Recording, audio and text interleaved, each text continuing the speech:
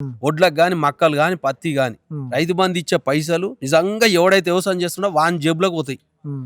ప్రతి పంటకు బోనస్ ప్రతి పంటకు బోనస్ ఇస్తే. హ్మ్. ఈ రాళ్ళు, రప్పలు, వెంచర్లు ఇప్పుడు ఎగ్జాంపుల్ మా ఊర్లో గ్రామ కంఠం ఉంది. మిగతా అన్ని ఒక 100 ఎకరాలు ఇండ్లు కట్టిర్రు. హ్మ్. 50-100 ఎకరాలు. హ్మ్. ఆ 100 ఎకరాలకు రైతు బంధు ఏయబడితే ఏం లాభం అది? హ్మ్. పంట పండని పొలము ఇల్లు కట్టుకుర్రు, గ్రామ పంచాయతీ ట్యాక్సీ కడుతుర్రు, హ్మ్. మున్సిపల్ ట్యాక్సీలు కడుతుర్రు. వీటికి కూడా రైతు బంధు చేస్తే ఏం లాభం? ఎక్కడ న్యాయం అండి ఇది? హ్మ్. గింత అవగాహన లేదా?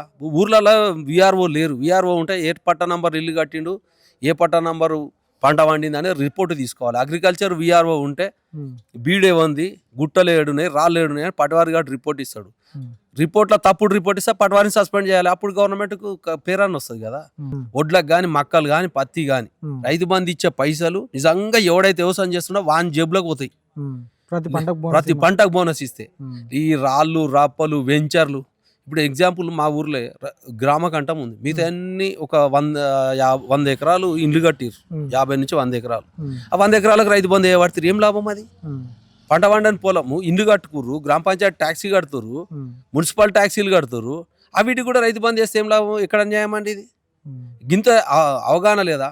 ఊర్లలో వీఆర్ఓ లేరు. వీఆర్ఓ ఉంటే ఏ పట్టా నంబర్ ఇల్లు కట్టిండు, ఏ పట్టా నంబరు పంట పండింది అనే రిపోర్ట్ తీసుకోవాలి. అగ్రికల్చర్ వీఆర్ఓ ఉంటే హ్మ్. బీడేముంది, గుట్టలు ఏడున్నాయి, రాళ్ళు ఏడున్నాయి అని పటవారి గారు రిపోర్ట్ ఇస్తాడు. హ్మ్.